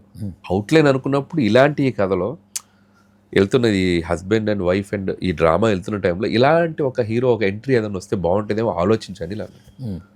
పైగా వెంకీ నేను మొన్న ఫారెన్లో కలిసినప్పుడు చాలా ఎగ్జైటెడ్గా మాట్లాడుకున్నాము, మనం కలిసి చేయాలండి అని వెంకీ గారు నేను అనుకున్నప్పుడు. ఏదన్నా చేస్తే బాగుంటుంది కదా అనే ఆలోచన నాకు ఉంది. అది చాలా స్పోర్టివ్గా చాలా హ్యాపీగా తీసుకున్న డెసిషన్ ఆయన. వాళ్ళకి ఎందుకు ఆయన చెప్పుంటుంటారు అలాగా? ఎందుకేముందండి? అంటే ఆయన అంతకుముందు చేసిన వాల్తేరు వేరేలో రవితేజ్ గారి క్యారెక్టర్ బాగా పండింది, అది సినిమాకి అట్లేమా ప్లస్ అయింది. కథను బట్టి చెప్తారు కదా. ఉమ్. ఈ కథకి అలాంటిది ఒకటి వస్తే అద్భుతంగా ఉంటుంది అని అనిపించింది. యాక్చువల్గా కుదిరింది కథలో అలాగే, ఉమ్. అంతే. అంటే ఆ, ఒక హీరోకి మరొక హీరో క్యారెక్టర్ యాడ్ అయితే సినిమాకి ఏమైనా అడ్వాంటేజ్ అవుతుంది? సినిమా సార్ కథకి యాడ్ అవుతుంది కానీ సినిమాకి ఆ స్క్రిప్ట్కి పలానా ఒక క్యారెక్టర్ లాగా ఇంకొక హీరో వస్తే ఆడియన్స్ ఇంకా బాగా ఎంటర్టైన్ అవుతారని. సో మన టార్గెట్ ఏంటి? ఒక సినిమాని చూసి ఆడియన్స్ని ఎంత అలరిస్తాం అనేది కదా ఎవరు ప్రయత్నం చేసినా. ఆయన మైండ్లో ఏముంది, ఒక జనరేషన్ స్టార్స్ కలిసి ఇంతవరకు స్క్రీన్ మీద పని చేయలేదు. అవును, అలా చేయటం ఏమైనా తప్పేం కాదు. దాంట్లో ఏమైనా స్వార్థం ఉంటుంది అంటారా? అది ఆడియన్స్కి ఒక అద్భుతమైన ఒక ఐ ఫీస్ట్ కదా. హిట్ అవ్వడానికి హిట్ సక్సెస్ అనేది అల్టిమేట్గా రిలీజ్ తర్వాత తెలుస్తుంది మనకి. బట్ ఐడియా ఆయన వెనకున్న ఇదేంటంటే, అరే మేమిద్దరం ఒక జనరేషన్లో మరో అట్రాక్షన్ కూడా కాదండి, ఆడియన్స్కి ఒక ఐ ఫీస్ట్ కాంబినేషన్ ఇది. ఇది మళ్ళీ ఎప్పుడు జరుగుద్దో ఎప్పుడు అవుద్దో తెలియదు. నేను అనుకోండి, నేను వెంకటేష్ గారితో కలిసి పనిచేస్తున్నా, సో ఇక్కడ ఛాన్స్ ఉంది. సో ఇంకో డైరెక్టర్ అది ఎలా బ్లెండ్ అవుద్దో తెలియదు కదా. ఇక్కడ ఛాన్స్ ఉంది కాబట్టి ఆయన వాళ్ళిద్దరూ ముందు మాట్లాడుకొని ఉన్నారు. కరెక్ట్గా నా మీటింగ్కి ముందు ఏదో ఫారెన్లో ఒక పెళ్లిలో కలిశారు వాళ్ళు. సో అది మైండ్లో ఉంది ఆయనకి. అలాగే ఈ కథలో కరెక్ట్గా అలాంటి ఒక స్లాట్ ఉంది. ఉన్నప్పుడు బాగుంటుంది కదా అని ఇలా ఆలోచిస్తే ఓకేనా అన్నాడు. ఆయన నాకే వదిలేదు సార్. ఆర్గానిక్ ఉంటుంది, ఎక్స్ట్రాడినరీగా వర్కౌట్ అయింది. మీరు సినిమా చూస్తారు కదా. స్క్రీన్ పేజెస్ ఎంత ఉంటుంది అండి? 20 minutes ఉంటుంది. 20 minutes, ఒక సాంగ్, ఒక యాక్షన్, అవన్నీ ఉంటాయి సినిమాలో. చూడండి మీరు, మొత్తం చేపలో వలేసినట్టు ఒక్కోటి 20 minutes. మీరు ఓపెన్గా చెప్తారండి. ఓపెన్గా చెప్తాం కానీ ఇది చెప్పకూడదు. సర్ప్రైజ్ సస్పెన్స్ సినిమా వెంకీ గారు చిరంజీవి గారితో చెప్పకూడదు. సో మోర్ ఎగ్జైట్మెంట్ సినిమాలో చూస్తే బాగుంటుంది. ఎందుకంటే హానెస్ట్గా చెప్తున్నాను, రేపు ఆడియన్స్కు నేను అదే చెప్తున్నా. ఇక్కడ ఏదో ఒక సినిమాటిక్ గేమో, దీని వెనక ఒక ఏదో కమర్షియల్ గేమో లేదు. It's a pure honest attempt to show 2 stars of ఒక జనరేషన్కి సంబంధించిన 2 స్టార్స్ని ఒక ఫ్రేమ్లో చూపించి ఆడియన్స్కి అద్భుతమైన ఎంటర్టైన్మెంట్ ఇవ్వాలి అనే ఒక ప్రయత్నం ఏది. అది ఆయనకు వచ్చినా దాన్ని నేను చెప్పిన వెంటనే దానికి కథలో ఇంకార్పొరేట్ చేసి, ఆయనకు ఒక క్యారెక్టరేషన్ క్రియేట్ చేసి, ఆయనకు ఒక బ్యాక్డ్రాప్ క్రియేట్ చేసి, వీళ్ళిద్దరి మధ్య అల్లరి, ఇది ఛాలెంజింగ్. చిరంజీవి గారు వెంకటేష్ గారి మధ్య అల్లరి క్రియేట్ చేయడం అనేది, ఇద్దరు ఈగోలు పక్కన పెట్టి ఇద్దరు కలిసి యాక్ట్ చేయడం వచ్చే ఫన్ చూసారా, అది ఎక్స్ట్రా. అదే ఇప్పుడు మాకు ఎగ్జాక్ట్ అది మీరు సినిమాలో చూడండి. ఎందుకంటే ఇద్దరు కూడా కామెడీ టైం ఇద్దరిది మంచి కామెడీ టైం. ఇద్దరు కామెడీ టైం ఉన్న సీనియర్ హీరోలు ఇద్దరు స్క్రీన్ మీద కామెడీ పండిస్తే ఎలా ఉంటుంది? అదే ఇప్పుడు ఆడియన్స్కైనా ఏంటండి, ఇప్పుడు ప్రతి సినిమా ఒక ఎగ్జైట్మెంట్ కదా. మనం వెళ్ళేటప్పుడు నాకే ఈ కాంబినేషన్ అనుకోగానే ఒక ఆడియన్గా ఎగ్జైట్ అయ్యాను నేను కదా. మనం బొబ్బుల రాజా, చంటి, వెంకటేష్ గారు, అదో చిరంజీవి గారు, ఒక ఘరానా మోడీ, ఈ మనం సెలబ్రేట్ చేసుకున్న స్టార్స్. అరుదుగా జరుగుద్ది ఈ కాంబినేషన్. అలాంటి అరుదుగా జరిగే ఆ కాంబినేషన్ మనం సెలబ్రేట్ చేసుకోవాలి. ఆయన లుక్ రివీల్ చేయలేదు, దానికోసం చాలా. రేపు 13th పోస్టర్ వదులుతున్నాం ఆయన బర్త్డేకి, వెంకీ గారి బర్త్డేకి. ఓకే, అప్పుడు లుక్ రివీల్ చేస్తారు. ఎలా ఉండబోతుందో చూడండి. కానీ ఇప్పుడు ఈ మధ్యన అందరూ సినిమాటిక్ యూనివర్స్ ఇలాంటివన్నీ అంటున్నారు కదా, పెద్ద పెద్ద పదాలు ఆడుతున్నారు కదా. ఈ రాజా ది గ్రేట్ హీరో, సంక్రాంతి వస్తున్న హీరో శంకరవర ప్రసాద్, ఈ ముగ్గురు 3 క్యారెక్టర్లు ఒక భగవంత్ కేసరి కూడా యాడ్ చేసేద్దాం.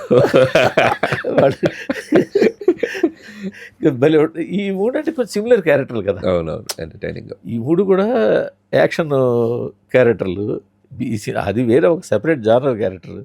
ఈ 3 కూడా ఒక యాక్షన్ సీన్లో కలిస్తే యాక్చువల్గా అలాంటివి ఎప్పుడు వర్కౌట్ అవుతాయి. ఎప్పుడు వర్కౌట్ అవుతాయి అంటే అది కరెక్ట్గా ఇరికించబడాలి, ఆ స్టోరీ వెళ్ళాలి, వాళ్ళు ముగ్గురు యాక్సెప్ట్ చేయాలి. అది మీకైతే కొంచెం పాసిబిలిటీ ఛాన్స్ ఉంది, ఎందుకంటే మీ మీద కొంచెం ఇది చేయగలిగాను కదా. ఫస్ట్ అయితే ఒక ఇద్దరు స్టార్స్ కలపగలిగాను, ఏమో ఫ్యూచర్లో చేయొచ్చు. మరి ఈ సినిమాకి ఫస్ట్ టైం చిరంజీవి గారు అమ్మాయి కూడా ప్రొడ్యూసర్ అవడం, సో అది కూడా మీ మీద కొంచెం బరువు బాధ్యతలు ఏమైనా పెంచింది? ఎందుకు బరువు బాధ్యతలు? హ్యాపీగా కమర్షియల్గా అండర్స్టాండింగ్లో జరుగుతున్న ప్రాజెక్ట్ ఇది. అండర్స్టాండింగ్ గురించి కాదు, అంటే వాళ్ళ అమ్మాయి ఫస్ట్ టైం ప్రొడ్యూసర్ అవుతున్నారు ఒక పెద్ద సినిమా, మెయిన్ స్ట్రీమ్ సినిమాకి. సో ఆ సినిమా హిట్ కొట్టి తీరాలి. చిరంజీవి గారితో సినిమా అంటే ఒకటి, ప్లస్ మళ్ళీ మీకు సంక్రాంతి వస్తున్న రెండో బాధ్యత, ఇదొక ఇలా ఇవన్నీ కలిపి మీ మీద ప్రెషర్ని. నేను అసలు ఎప్పుడు కూడా, నాకు ప్రెషర్ ఎప్పుడు ఉంటుందంటే రిలీజ్ రోజు ముందు రోజు రాత్రే నిద్ర పట్టదు. అప్పటి వరకు నేను అసలు నాకు అద్భుతంగా మంచిగా పని చేసుకుంటాను, బ్యూటిఫుల్గా కథ రాసుకుంటాను, దాన్ని స్క్రీన్ మీదకి రావడానికి ఎన్ని చేయాలో దాన్ని అద్భుతంగా పండించడానికి అన్ని తిప్పలు పడతాను, నీట్గా చేసి బాగా తీసి ప్రొడ్యూసర్ చేతిలో సినిమా పెడతాను. రేపు రిలీజ్ అనగా ముందు రోజు రాత్రి ఉంటుంది నాకు ప్రెషర్ లాగా, ఇలా కూర్చుండి పోతాను, ఒక షెల్లోకి వెళ్ళిపోతాను. అది నాకు ప్రెషర్ పాయింట్. అంటే ప్రతి సినిమాకి ఒక భయం ఉంటుంది కదా, మనకి ఎంత ఎగ్జామే కదా, ఎగ్జామే కదా. గన్ షాట్గా అది కొట్టుద్దని మనసులో మనకు తెలుసు, బట్ స్టిల్ ఎగ్జామ్ పేపర్ దిద్దేది మనం కాదు కదా, వాళ్ళు కదా, ఆడియన్స్. చిన్న పిస నెగిటివిటీ కూడా మీరు తీసుకోలేరు కదా. నేను అలవాటు అయిపోయిందండి. అంటే నాకు ఎప్పుడు ఏంటంటే ఒక సంక్రాంతికి వస్తున్నావు ముందు భగవంత్ కేసరి ముందు వరకు కొద్దిగా ఎక్కువ ఆలోచించేవాడిని. మీరు అన్నట్టు సోషల్ మీడియాలో ఉన్న చిన్నపాటి నెగిటివిటీ కానీ, ఊరికే టార్గెటెడ్గా నన్ను టార్గెట్ చేసి నా మీద ఒక గ్రూప్ ఆఫ్ పీపుల్ పనిచేయటం కానీ ఇలా చాలా జరిగినాయి, చాలా ఫేస్ చేశాను. బట్ ఎందుకు మీ మీద అంత, మీ ఒక్కళ్ళ మీద ఎందుకు అలాగా ఇంతమంది డైరెక్టర్లు ఉన్నారు? అంటే నేను అదే అనుకుంటా, నేను టచ్ చేసిన జోనర్స్, నేను తీసిన ఫిలిమ్స్ రెవెన్యూస్ మీరు చూస్తే అసలు F2 ఆ రోజుల్లో మీకు ఆల్మోస్ట్ 150, మీరు ఏ ఫిలిం అయినా కూడా వండర్స్ క్రియేట్ ఫాలో అవుతున్నాం కదా మనం. బట్ నేను అంటుంది ఏంటంటే F2 F3లో మీ నంబర్స్ అన్ని తెప్పించి వేసింది కదా. నేను అంటుంది అదే. నేనేమన్నాను, ఒక స్టేజ్కి వచ్చేసరికి నాకు ఏమనిపించిందంటే, మనల్ని ప్రేమించే ఆడియన్స్ మన సినిమా మిగతా డైరెక్టర్లు ఎవరికి లేని మీ దగ్గరికి ఎందుకు ఉంది ఇది అన్నది. మిగతా డైరెక్టర్లకి అంటే నాకు తెలియదు అది ఎందుకో. నాకు ఇప్పటికీ అది మేబీ నేను తీసే జోనర్ వల్ల అనుకుంటున్నాను. నేను తీసే జోనరు ఆడియన్స్ సోషల్ నెట్వర్క్లో తక్కువ ఉంటారు, నేను తీసే జోనర్ ఆడియన్స్ బయట ఎక్కువ ఉంటారు. వాళ్ళు వచ్చి ట్వీట్లు వేయలేరు కదా నాకు, వాళ్ళు వచ్చి నాకు సపోర్ట్గా నిలబడలేరు. చాలా మంది ట్విట్టర్ వదిలేసి వెళ్ళిపోయిన వాళ్ళు చాలా మంది ఉండొచ్చు. నిన్న చంద్రబోస్ గారిని ఏదో కలిస్తే నేను ట్విట్టర్లో వెళ్ళామా ఇప్పుడు అన్నాడు ఆయన. ఇలా చాలా మంది ట్విట్టర్ని మీరు మాత్రం ఇంకా దాన్ని అక్కడే ఇట్స్ లైక్ ప్రమోషన్ అండి. నా సినిమా నేను ట్విట్టర్లో ఉంది నా సినిమాని ప్రమోట్ చేసుకోవడానికి. అక్కడ జనాలు చెప్పే సలహాలు ఏమన్నా ఉంటే నచ్చిని పాటిస్తాం, లేదా మనల్ని తిట్టే వాళ్ళు ఉంటే నవ్వుకొని పక్కకి వెళ్ళిపోతాం.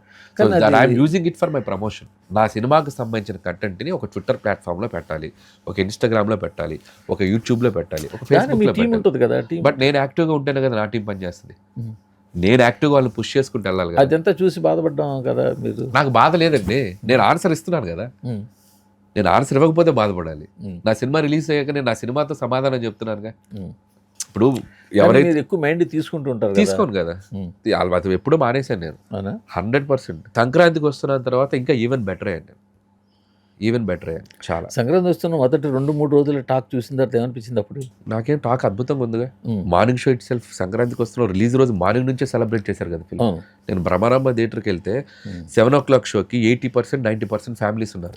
బెనిఫిట్ షోకి there itself it's proved. అసలు నేను ఆంధ్రాలో సంక్రాంతిగా సినిమా మార్నింగ్ షోకి వెళ్తే ఫ్యామిలీస్ ఉన్నాయి. అదే కదా, అదే సాధారణంగా ఫ్యాన్ షోలో ఫ్యామిలీస్ ఉండడం. నేను అక్కడే మీరు అన్న ప్రశ్నకు అదే అక్కడే ఫిక్స్ అయిపోయాను. నా వెనక ఇంతమంది నా సినిమా వచ్చినప్పుడు అరే అనిల్ రావు అప్పుడే ఒక రోడ్డు సినిమా తీశాడు, ఇదేదో మనకు మంచి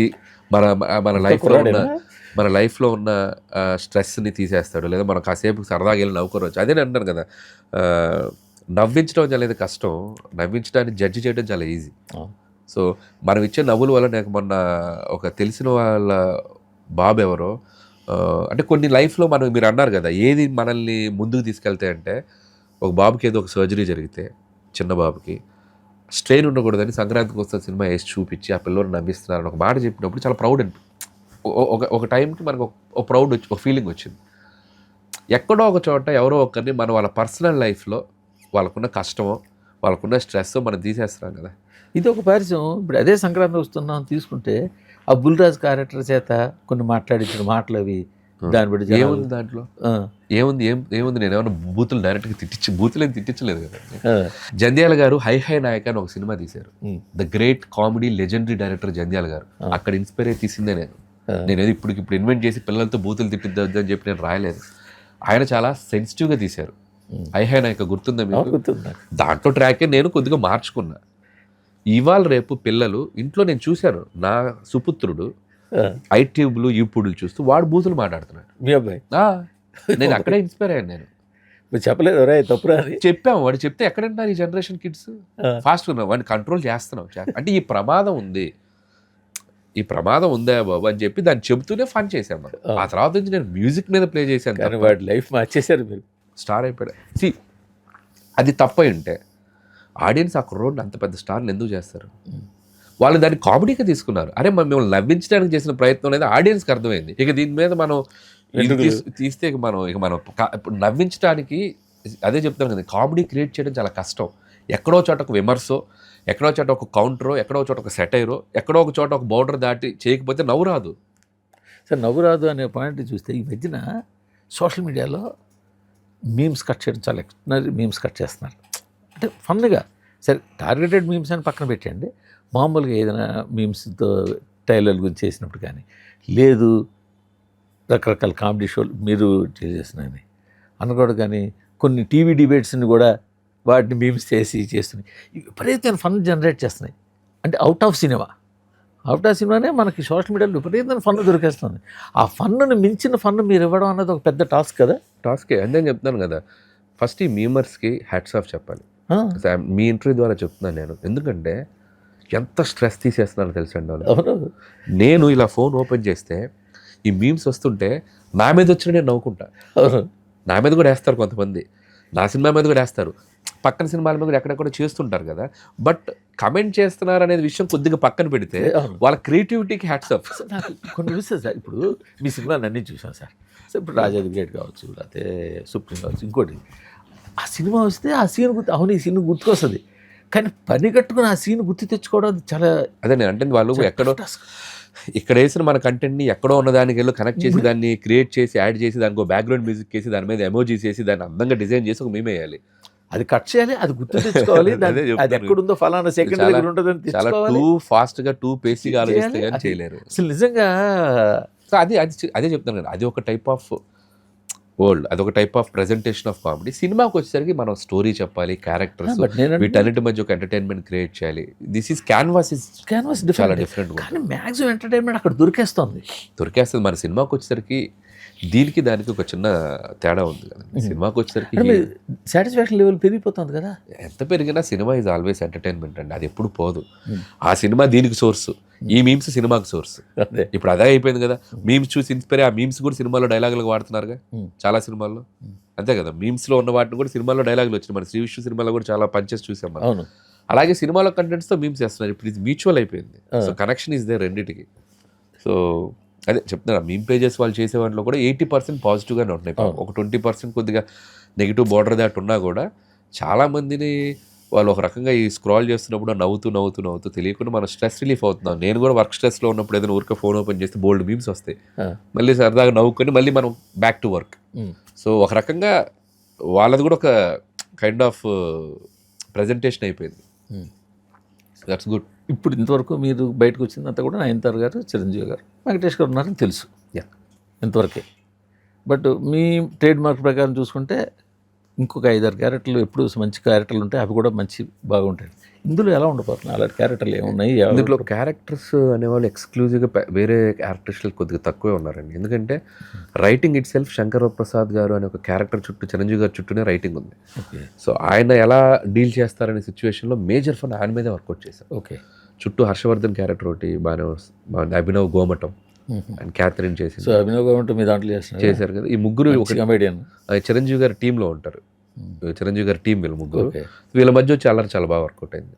సో అదే అంటున్నాను కదా, నేను చాలాసార్లు చెప్పింది ఏంటంటే చిరంజీవి గారిని ఒక కామన్ మ్యాన్ లా బిహేవ్ చేస్తే ఎలా ఉంటుంది, ఒక నార్మల్ బిహేవియర్స్లో చాలా బాగా చేస్తారు, అద్భుతంగా చేస్తారు ఆయన. అసలు ఆయన కామెడీ టైమింగ్ అసలు కొట్టడానికి సో అది దానికి ఓటింగ్ పెడితే 100% ఓటింగ్ తప్ప.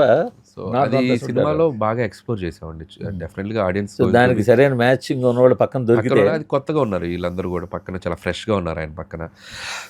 అండ్ సచిన్ కేల్కర్ గారిది చాలా మంచి వేషం సినిమాలో. ఏంటి, నయనతార గారి ఫాదర్ క్యారెక్టర్. ఓకే, చాలా మంచి వేషం అయింది. సో ఆయన చుట్టూ కూడా బాగా వీళ్ళ మధ్య ప్లే వర్కౌట్ అయింది. అండ్ ఇక బుల్రాజ్ది ఒక చిన్న క్యామియో లాగా ఉంటుంది, ఆడిది ఒక 7-8 minutes ఉంటుంది.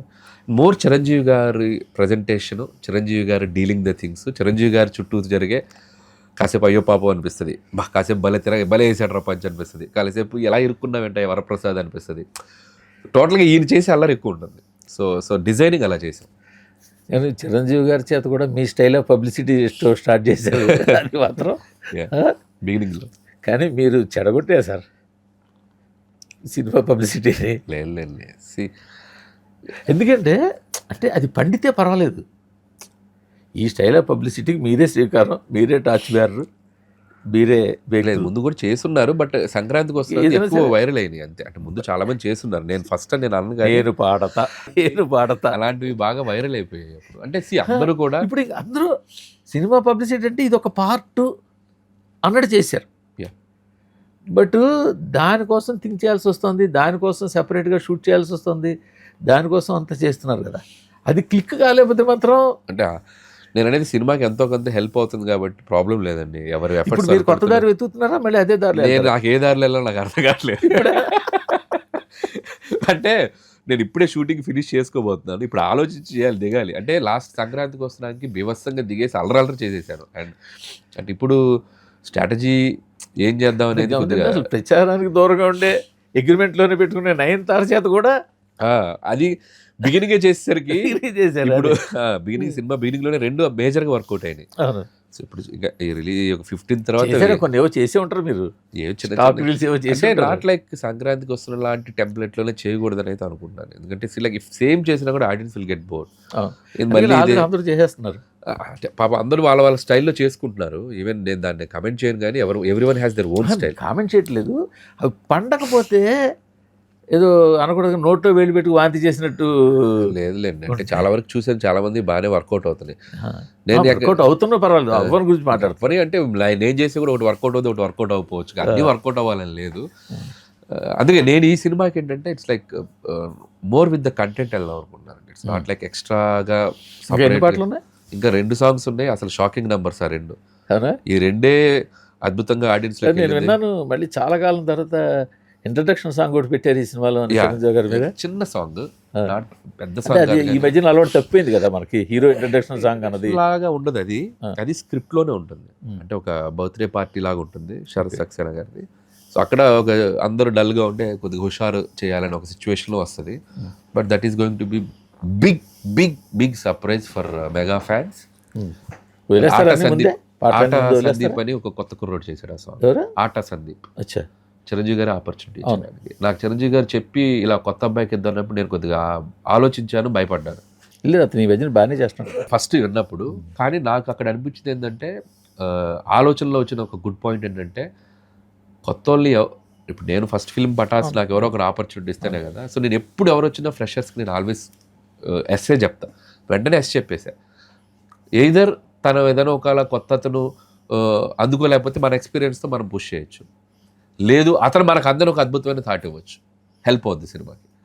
సో కాబట్టి సందీప్ తన ఛాన్స్ని బాగా ప్రూవ్ చేసుకున్నాడు, మంచి స్టెప్స్ కంపోజ్ చేశాడు. 2 పాటలు బిఫోర్ రిలీజ్ వదిలేస్తారా? 100% వదులుతాం. And December 30th mostly we are planning to release the big bomb Chiranjeevi Venkatesh గారి సాంగ్ వదులుదాం అనుకుంటున్నాం. So that's going to be చాలా టఫ్ కాంపిటీషన్లో వస్తున్నారు ఈసారి. టఫ్ కాంపిటీషన్ నేను ఎప్పుడు అనుకోనండి, ఎందుకంటే సంక్రాంతి హోల్డ్స్ 2-3 ఫిలిమ్స్ 100% హోల్డ్ చేస్తుంది, ఆల్రెడీ ప్రూవ్ అయింది. And there is proper gap between the films. Rajasaab January 9th వస్తుంది, maybe we are coming another date. మా తర్వాత ఇంకో 2-3 సినిమాలు వస్తున్నాయి. కాబట్టి ఎవరి స్లాట్ వాళ్ళకు ఉంటుందనే ఫీలింగ్ ఉంది నాకు. సో ఎవరి జోనర్కి స్ట్రెంత్ ఆఫ్ ఆడియన్స్ వాళ్ళకు ఉన్నారు, కాబట్టి ఇబ్బంది లేదు. ఏ సినిమా కావాల్సిన ఆడియన్స్ ఆ సినిమా తీసుకుంటుంది. రాజాసాబు, రవితేజ్ గారి సినిమా, నవీన్ పొలిసెట్ సినిమా, అదే చెప్తాను కదా, ఏ సినిమాకి కావాల్సిన ఆడియన్స్ వాళ్ళకు ఉన్నారు. సో ఆ ఆడియన్స్ ఆ సినిమాని చూసి ఎంజాయ్ చేస్తారని నేను అనుకుంటున్నాను. కాంపిటీషన్ ఈజ్ ఆల్వేస్, ఎప్పుడు కూడా ఇట్స్ లైక్ ఇప్పుడు కాంపిటీషన్లో ఎవరు సక్సెస్ అవుతుంది, ఎవరు ముందుకెళ్తారు అనేది ఆడియన్స్ విల్ డిసైడ్. మన ప్రయత్నం అందరూ మన కంటెంట్ ఎవరి కాలం మేము ఎవరు చింపేసామని వస్తాం మేము. సో నేను కూడా ప్రతిసారి అక్కడికి వచ్చేసరికి భయంతోనే ఉంటాను నేను, ఎందుకంటే వాళ్ళు వెడ్డిక్ట్ వాళ్ళు ఇవ్వాలి కదా. అక్కడికి వచ్చాక రోజు కాళ్ళు ఎలా పడ్డారు, మర్నాడు కాళ్ళు ఎలా అంటారు. అదే. సో నేను అనేది ఏంటంటే పాపం అందరి ప్రయత్నాలు అందరూ మంచి, నాకు ఒక ప్లస్ ఏంటంటే అందరూ నవ్వించడానికి వస్తున్నారు ఈసారి. సో అది నాకు చాలా హ్యాపీగా, అది ఈసారి అది అన్ని కూడా ఒకటే, నాకు హ్యాపీగా ఉంది. సో అందరి ప్రయత్నం ఆడియన్స్ కామెడీ ఒకటి, ఫ్యామిలీ కామెడీ ఒకటి, యూత్ఫుల్ కామెడీ ఒకటి, ఇలా రకరకాల అందరూ నవ్వించడం కదా. ఆడియన్స్కి కాస్త నవ్వులు ఎక్కువ ఇద్దాం, అందరూ ఒక్కొక్కరు ఒక్కోలా నవ్విద్దాం, happy. At the end of the day వాళ్ళు హ్యాపీ కదా, ఆడియన్స్ హ్యాపీ కదా. ఇందాక మనం అనుకున్నట్టే యాక్చువల్గా మేజర్ పోర్షన్ బడ్జెట్ రెమ్యునరేషన్కి వెళ్ళడం, పెద్ద స్టార్స్ చిరంజీవి గారు, మీరు, ప్రతి సినిమాకు ఉందండి, ఒక్క సినిమాకే కాదు, ప్రతి సినిమాకి కూడా మేజర్ పార్ట్ రెమ్యునరేషన్స్కే ఉంటుంది. లేదు కదా, లాస్ట్ టైం వెంకటేష్ గారి సినిమాకి వెంకటేష్ గారు మీరే ఏది సంక్రాంతి ఆ సినిమాకి మేజరే కదండి, ఆ బడ్జెట్కి, ఆ బడ్జెట్కి అదే కదా. ఆ సినిమా మేకింగ్ 15.5 అయింది, 55. మరి 55 crores బడ్జెట్ అయింది, మరి రెమ్యునరేషన్స్ ఎక్కువ, మేకింగ్ ఎక్కువ, మరి అంతే బట్ ఇప్పుడు దీనికి 3 అయిపోయిందిగా. అంటే సి కాస్టింగ్ బట్టి ఉంటుంది. ఇప్పుడు 55 అక్కడ 165 అక్కడ అంటే కాస్టింగ్ బట్టి మనం వెళ్ళే ప్రాసెస్, అది మనం దాన్ని మనం ఏంటంటే కంఫర్ట్ అయినా ఏదండి ఇది 165 crores అయినా బడ్జెట్ కంఫర్ట్ అయినా. నాకు తెలిసి this film is going to release table ప్రాఫిట్తో బయటకు వస్తుంది. How it is possible? Sahu గారిని అడగండి ఫోన్ చేసి. మీరే చెప్పరు, ఆయనే చెప్తారు. నేను ఎందుకు విడమర్చి చెప్పడం, సాహు గారు కూడా ఇంటర్వ్యూ చేస్తారు కదా మీరు ఫ్యూచర్లో. సాహు అయితే కరెక్ట్ నంబర్స్ ఇస్తారు. హ్యాపీగా ప్రొడ్యూసర్స్ ఇద్దరు, సుస్మిత సాహు గారు, విత్ టేబుల్ ప్రాఫిట్ ఈ సినిమా రిలీజ్ అవుతుంది. అవునా? Happiest thing, I'm so happy. వాళ్ళు మీరు ఎలా ఇంత మైక్ ముందు ఎలా చెప్పారు కాబట్టి దీన్ని కాదు అని సాహు చెప్పలేరు. కాదని చెప్పాల్సిన అవసరం, నేను అబద్ధం చెప్పట్లేదు. మీరు అబద్ధం చెప్పారు, నేను అనలేదు. నా ప్రొడ్యూసర్కి ₹1 మిగిల్చారని నేను గర్వంగా చెప్తాను. రేట్లు అవన్నీ బాగా తగ్గిపోయాయి కదా, అన్ని బ్యాలెన్సింగ్గా చేసుకున్నారు వాళ్ళు. నాన్ థియేటర్ కూడా మంచి నెంబర్ క్లోజ్ అయింది, అండ్ జీవాల్ క్లోజ్ చేశారు, అండ్ వెరీ డీసెంట్ నెంబర్ ఈ క్రైసిస్లో. అండ్ ఆడియో రైట్స్ కరెక్ట్గా అయ్యాయి, శాటిలైట్ కరెక్ట్గా అయింది, నాన్ థియేటర్ కరెక్ట్గా అయింది, థియేటర్ బాగా, అండ్ బ్రాండింగ్స్, పబ్లిసిటీ, బ్రాండింగ్స్ అన్ని కలుపుకుని వాళ్ళకి decent non theatre amount, publicity brandings ఉన్నాయి అన్ని. So decent non theatre close అయిందండి, very very very decent. And theatrical revenue, theatrical అద్భుతంగా బిజినెస్ చేశారు కదా.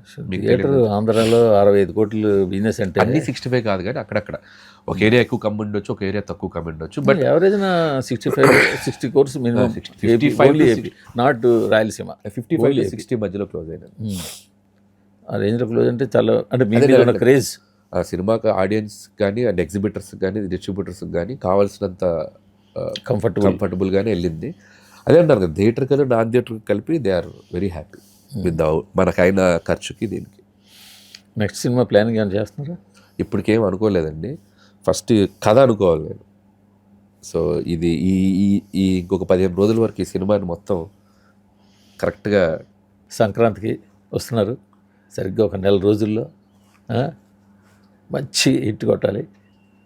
మాకు ఇష్టమైన దర్శకులు మీరు ఒకళ్ళు, మేము ఇష్టపడి, మేము సదా ఇంటర్వ్యూ చేయడానికి కూడా ఇష్టపడే డైరెక్టర్ మీరు. సో ఖచ్చితంగా మంచి హిట్ కొట్టాలని కోరుకుంటున్నాం.